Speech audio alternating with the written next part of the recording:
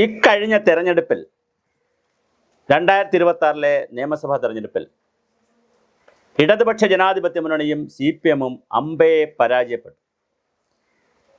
സകല പേരും advocate Sebastian Paul ഉൾപ്പെടെയുള്ള സകല പേരും സാഹിത്യകാരന്മാരും സാംസ്കാരിക നായകരും പാർട്ടിയിലെ അണികളും CPM-ലെ സൈബർ സഖാക്കളും CPL അണികളും എന്തിനു പറയുന്നു, ചാനലിൽ CPM-ന് വേണ്ടി വലിയ രീതിയിൽ വായ്ത്താരിയിട്ടിരുന്ന വാഴ്ത്തുപാട്ട് പാടിയിരുന്ന റിപ്പോർട്ടർ ചാനൽ, അതുപോലുള്ള ന്യൂസ് മലയാളം പോലുള്ള ചാനലുകൾ, ബിഗ് TV-യിലെ വേണുവിനെ പോലുള്ള ആളുകൾ, അതുപോലെ തന്നെ ഉണ്ണി ബാലകൃഷ്ണനെ പോലുള്ള ആളുകൾ, ഏത് ചാനൽ എടുത്താലും അവിടെയെല്ലായിരുന്നു വായ്ത്താരികൾ ഇടുന്ന വാഴ്ത്തുപാട്ടുകൾ പാടിക്കൊണ്ടിരുന്ന കുറേ ആളുകൾ എല്ലാവരും ഇപ്പോൾ U-turn അടിച്ചിട്ട് എല്ലാം കൂടി പിണറായിയുടെ മണ്ടയെ കൊണ്ട് വയ്ക്കുകയാണ്. പിണറായി വിജയൻ എന്തോ തെറ്റ് ചെയ്തത് കൊണ്ടാണ് കേരളം തോറ്റുപോയത് എന്ന് എല്ലാ വിരലുകളും ചൂണ്ടുന്നത് പിണറായിയിലേക്കാണ്.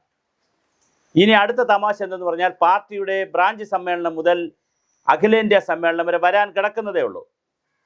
ലോക്കൽ സമ്മേളനം, ഏരിയ സമ്മേളനം, ജില്ലാ സമ്മേളനം, സംസ്ഥാന സമ്മേളനം, ഇനി അഖിലേന്ത്യാ സമ്മേളനമൊക്കെ വരാൻ കിടക്കുന്നു. മുഴുവൻ സ്ഥലത്തും പിണറായിയെ സൂചിമുനയിൽ നിർത്തുന്ന രീതിയിൽ സഖാക്കൾ സംസാരിക്കും.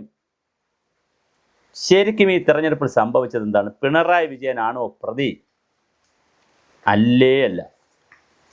പിണറായി വിജയനെ പ്രതിയല്ല എന്ന് പറയാൻ കാരണം, സത്യസന്ധമായ രാഷ്ട്രീയം വിലയിരുത്തിയാൽ പ്രതി രാജാവല്ല, രാജാവിൻ്റെ സ്തുതിപാഠകരായി നിന്ന ചുറ്റും നിന്ന് തീയിട്ട വേറൊരു വിഭാഗമാണ്. മുഖ്യമന്ത്രിയെ ഈ കുഴപ്പത്തിൽ കൊണ്ട് ചാദിച്ചതിലെ ഒന്നാമത്തെ പ്രതി KM എബ്രഹാമിനെ പോലെയുള്ള റിട്ടയർഡായിട്ടുള്ള IAS-കാർ, ഒരു സംഘം റിട്ടയർഡ് IAS-കാർ, പിന്നെ മുഖ്യമന്ത്രി ഓഫീസിലിരിക്കുന്ന ശശി അടക്കമുള്ള, CM രവീന്ദ്രൻ അടക്കമുള്ള, രാജശേഖരൻ നായർ അടക്കമുള്ള ഒരു സംഘം ആളുകളുണ്ടായിരുന്നു. പ്രഭാവർമ്മയും അബൂബക്കറും അങ്ങനെ തുടങ്ങി മനോജ് തുടങ്ങിയിട്ടുള്ള അദ്ദേഹത്തിൻ്റെ ഓഫീസിലുണ്ടായിരുന്ന ഒരു സംഘം ആളുകൾ, അദ്ദേഹത്തിന് വേണ്ടി സെപ്പറേറ്റ് സൈബർ ഓഫീസ് തുറന്ന വിഭാഗക്കാർ, നികേഷ് കുമാർ, പേരെടുത്ത് തന്നെ പറയേണ്ടി വരും, പിന്നെ കേരളത്തിലെ സാംസ്കാരിക നായകന്മാർ, ബെന്യാമൻ, KR മീര, അശോകൻ ചരുവിൽ തുടങ്ങിയ സാഹിത്യകാരന്മാർ, അതുപോലെ IAS-കാർ, റിട്ടയർഡ് IAS-കാർ. വേറൊരു IAS-കാർ ഇപ്പോൾ വന്നല്ലോ, 75 സീറ്റ് വരുമെന്നൊക്കെ പറഞ്ഞൊരു IAS-കാരനൊരു കണക്കം കൊണ്ട് വന്നല്ലോ കണ്ണൂരിൽ നിന്ന്. പിന്നെ CPM എന്ന പാർട്ടി, ഇടതുപക്ഷ ജനാധിപത്യത്തിലെ മറ്റ് ഘടകകക്ഷികൾ, ഇവിടുത്തെ വളരെ പ്രധാനപ്പെട്ട പത്രമാധ്യമങ്ങൾ, മീഡിയകൾ, ഇവിടുത്തെ സാംസ്കാരിക ലോകം, ഇവിടുത്തെ സാമൂഹ്യ ലോകം, ഇവിടുത്തെ രാഷ്ട്രീയ പാർട്ടികൾ, ആരും തന്നെ പിണറായി വിജയൻ ഒന്ന് വഴി ട്രാക്ക് മാറി ഓടിയപ്പോൾ, അദ്ദേഹത്തിൻ്റെ എല്ലാം അദ്ദേഹം കീഴടക്കിയപ്പോൾ, പാർട്ടി അദ്ദേഹം നന്നായി കീഴടക്കാൻ ശ്രമിച്ച് കീഴടക്കിയപ്പോൾ, സഖാവേ ഇത് ചെയ്യരുത്, തെറ്റാണെന്ന് പറഞ്ഞു കൊടുക്കാൻ ഒരാളുമില്ലാതെ പോയി.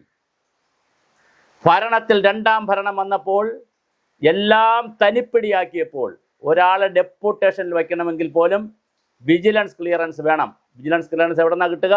മുഖ്യമന്ത്രി ഓഫീസിൽ നിന്ന്.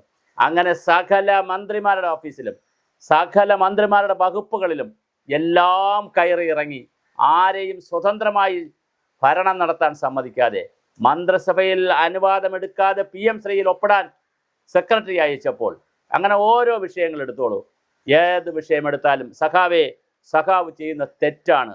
25 രാജ്യങ്ങളിലേക്ക് സഖാവ് ഇങ്ങനെ പോകരുത് കുടുംബവുമായി. സഖാവ് നവകേരള സദസ്സ് നമുക്ക് വേണ്ട, സഖാവെ ലോക കേരള സഭ നമുക്ക് വേണ്ട. അത്തരം ചാപ്പാടടികളൊന്നും ഈ സമൂഹത്തിനൊരു ഗുണം ചെയ്യുന്നതല്ല. അംഗനവാടിക്കാരും ആശാ വർക്കേഴ്സും സമരം ചെയ്തപ്പോൾ, പ്രത്യേകിച്ച് ആശാ വർക്കേഴ്സ് സമരം ചെയ്തപ്പോൾ, സഖാവെ അവരെ വിളിച്ചൊന്ന് സംസാരിക്കണം, അവരെ വിളിച്ചൊന്ന് ചർച്ച ചെയ്യണം സഖാവെ എന്ന് പാർട്ടിയുടെ സെക്രട്ടേറിയറ്റിലോ പാർട്ടിയുടെ പോളിറ്റ് ബ്യൂറോയിലോ കേന്ദ്ര കമ്മിറ്റി അംഗത്തിലോ കേന്ദ്ര കമ്മിറ്റിയിലോ സംസ്ഥാന കമ്മിറ്റിയിലോ ഒരു സഖാവ് എണീറ്റ് നിന്ന് പറഞ്ഞില്ല, ഒരു ജില്ലാ സമ്മേളനത്തിലും പറഞ്ഞില്ല. എല്ലാവരും ചെയ്തത് വാഴ്ത്തുപാട്ടാണ്. തിരുവാതിര എന്താണ്, പിന്നെ കാരണഭൂതൻ തിരുവാതിര വന്നപ്പോൾ നിങ്ങൾ പറഞ്ഞില്ല അത് തെറ്റാണ് സഖാവേ, സഖാവിൻ്റെ പേരിൽ അത് ചെയ്തത് തെറ്റാണെന്ന് ആരും പറഞ്ഞില്ല. ലെജൻഡ് എന്ന് വിളിച്ചപ്പോൾ പറഞ്ഞില്ല, ലെജൻഡ് എന്ന് ഡോക്യുമെൻ്റ് ഇറക്കിയപ്പോൾ ആരും തിരുത്തിയില്ല, പിന്നെ ക്യാപ്റ്റൻ എന്ന് പറഞ്ഞപ്പോൾ തിരുത്തിയില്ല, ആരും തിരുത്തിയില്ല. ഒരാളും തിരുത്താതിരിക്കുമ്പോൾ രാജാവിന് പറ്റുന്നൊരു അപകടം എന്തെന്ന് വെച്ചാൽ, രാജാവിന് അധികാരത്തിൻ്റെ തലയ്ക്ക് അധികാരം അങ്ങോട്ട് പിടിക്കുമ്പോൾ മറ്റുള്ളവർ ആരും തിരുത്താനില്ലെങ്കിൽ, കൃത്യമായ ഉപജാപക സംഘമാണ് കൂടുതലുള്ളെങ്കിൽ, ഉപദേശക സംഘം മാറി അതൊരു വാഴ്ത്തുപാട്ട് സംഘമാകുമ്പോൾ, അതൊരു ഉപജാപക സംഘമാകുമ്പോൾ ഈ രാജാവ് മതി പറന്നു പോകും. ഞാൻ നഗ്നനായാൽ പോലും ഞാൻ തുണി ഉടുത്തിട്ടുണ്ട്, ഞാൻ ചെയ്യുന്നതെല്ലാം ശരിയാണെന്ന് രാജാവായി എനിക്ക് തോന്നും. അതാണ് പിണറായി വിജയന് സംഭവിച്ചത്. ശരിക്കും പ്രതി പിണറായി വിജയനെ അല്ല, വിജയേട്ട എന്ന് വിളിച്ചുകൊണ്ട് പിണറായി വിജയന്റെ സ്തുതിപാഠകരായി നിന്ന KR മീരമാരും സാംസ്കാരിക പ്രവർത്തകരും സാമൂഹ്യ പ്രവർത്തകരും രാഷ്ട്രീയ പ്രവർത്തകരും ബിനോയ് വിശ്വം അടക്കമുള്ളവർ, കൃഷ്ണൻകുട്ടി അടക്കമുള്ളവർ, മാത്യു ടി തോമസ് അടക്കമുള്ളവർ, ജോസ് കെ മാണി അടക്കമുള്ളവർ, അങ്ങനെ എല്ലാ ഘടകകക്ഷിയിലും പെട്ടവർ ആരും തന്നെ സഖാവിനോട് ചെന്ന് പറഞ്ഞില്ല, സഖാവേ, സഖാവ് തിരുത്തണം, സഖാവിൻ്റെ ഈ ശൈലി ശരിയല്ല, പാർലമെന്ററി പാർട്ടി കൂടാതെ സഖാവ് നയപരമായ തീരുമാനമെടുക്കരുത് എന്ന് സെക്രട്ടേറിയറ്റിന് പറയാൻ കഴിഞ്ഞില്ല, പാർട്ടി സെക്രട്ടറിക്ക് പറയാൻ കഴിഞ്ഞില്ല, MP ഗോവിന്ദന് പറയാൻ കഴിഞ്ഞില്ല. പാർട്ടി എന്ത് ചെയ്യണമെന്ന് പിണറായി തീരുമാനിക്കും, പോളിറ്റ് ബ്യൂറോ എപ്പോൾ കൂടണമെന്ന് തീരുമാനിക്കും, പാർട്ടിയുടെ പ്രധാനപ്പെട്ട കേരളത്തിലെ ഏറ്റവും പ്രധാനപ്പെട്ട ഓഫീസ് AK സെൻട്രലിൻ്റെ ആര് നാടമുറിക്കണമെന്ന് പിണറായി തീരുമാനിക്കും. പിണറായി നാടമുറിക്കും. അപ്പോൾ മാറി നിന്നത് പിറകിൽ 3-ാം നിരയിൽ അഖിലേന്ത്യാ ജനറൽ സെക്രട്ടറി MA ബേബി നിൽക്കും. ഇതൊക്കെ ഏതെങ്കിലും പാർട്ടിയിൽ കേൾവിയുള്ളതാണോ, കാണുന്നതാണോ? അങ്ങനെ തിന്ന് കൊഴുത്ത് നമ്മൾ വല്ലാത്ത രൂപത്തിൽ ഒരു സംവിധാനത്തെ നമ്മൾ ഉയർത്തിക്കൊണ്ട് വന്നതുപോലെ തോന്നും. അതിന് തെറ്റാണ് എന്ന് പറയാൻ അതേതെങ്കിലും തരത്തിൽ ചെയ്യുന്നത്, ഇത്രയും വാഹനങ്ങളുടെ അകമ്പടിയോടുകൂടി ഇത്രയും വല്ലാത്ത രൂപത്തിൽ ക്രമസമാധാനം മാറിപ്പോയപ്പോൾ, ആരോഗ്യരംഗം ഇങ്ങനെ മാറിപ്പോയപ്പോൾ, സഖാവ് ചെയ്യുന്ന തെറ്റാണ്, സഖാവ് തിരുത്തണമെന്ന് ഒരാളും പറഞ്ഞു കൊടുത്തില്ല, ഒരു ചാനലും പറഞ്ഞില്ല, ഒരു മാധ്യമവും പറഞ്ഞില്ല, ഒരു മാധ്യമ പ്രവർത്തകനും പറഞ്ഞില്ല. മുഖത്ത് നോക്കി ആർക്കും പറയാനുള്ള ധൈര്യമുണ്ടായില്ല. ഞങ്ങളെപ്പോലുള്ള കുറേ ഡിജിറ്റൽ ചാനലുകളോ യൂട്യൂബ് ചാനലുകളോ കുറച്ച് ബഹളം ഉണ്ടാക്കി കാണും. അല്ലാതെ മുഖ്യധാരയിൽ നിൽക്കുന്നവരോ പ്രധാനപ്പെട്ട ഇൻഫ്ലുവൻസർമാരോ ഒന്നും ചെയ്തില്ല. അങ്ങനെ പന പോലെ പടുവൃക്ഷം പോലെ പിണറായി വളർന്നു. പക്ഷെ വളർന്നപ്പോൾ അതൊരു പാഴ്വൃക്ഷം പോലെയാണ് ഇപ്പോൾ നിന്നത്.